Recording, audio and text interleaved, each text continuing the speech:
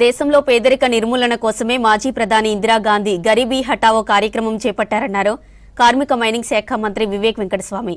దేశంలో కులమతాలకు అతీతంగా అందరికీ సమాన అవకాశాల కోసమే అంబేద్కర్ రాజ్యాంగం రచించారన్నారు. మంచిర్యాల జిల్లా చెన్నూరు ఎమ్మెల్యే క్యాంప్ ఆఫీసులో జరిగిన రిపబ్లిక్ డే వేడుకలో చీఫ్ గెస్ట్ గా అటెండ్ అయ్యారు. పార్టీ నేతలతో కలిసి జాతీయ జెండాను ఎగిరేశారు మంత్రి వివేక్ వెంకటస్వామి. కార్యక్రమంలో చెన్నూరు నియోజకవర్గం కాంగ్రెస్ నేతలు, విద్యార్థులు పెద్ద ఎత్తున పాల్గొన్నారు.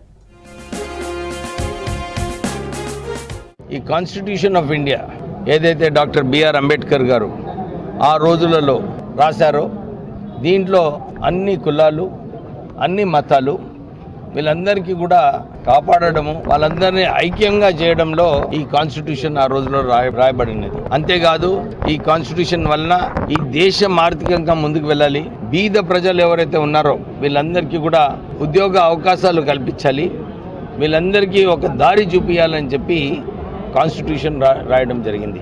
ఇది 77 సంవత్సరాలు ఈ కాన్స్టిట్యూషన్ వలన రాజ్యంగా మనం ముందుకు వెళ్తున్నామని చెప్పి మన దేశము ప్రపంచంలోనే 4వ స్థానంలో ఆర్థికంగా రావడం జరిగింది. ఇంకా 2 సంవత్సరాలలో 3వ స్థానంలో వచ్చే అవకాశం ఉంది.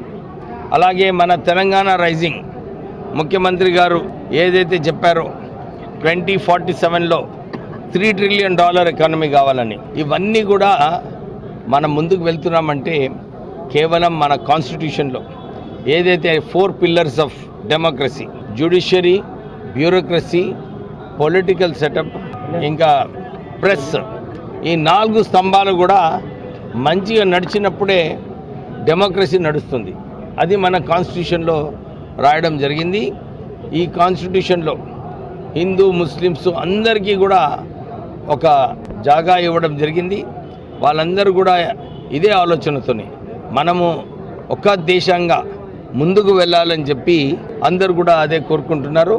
సో ఈ కాన్స్టిట్యూషన్ డే మన బిఆర్ అంబేద్కర్ గారు, ఇంతకుముందు ఉన్న ప్రధానమంత్రులు జవహర్ లాల్ నెహ్రూ గారు, ఇందిరాగాంధీ గారు, లాల్ బహదూర్ శాస్త్రి గారు, ఇతర ప్రధానమంత్రులు అందరూ కూడా ఈ దేశాన్ని ముందుకు తీసుకువెళ్ళటానికి ఆ రోజులలో ఏదైతే పునాది పెట్టారో ఈరోజు మనము ముందుకు వెళ్ళే అవకాశం ఉంది.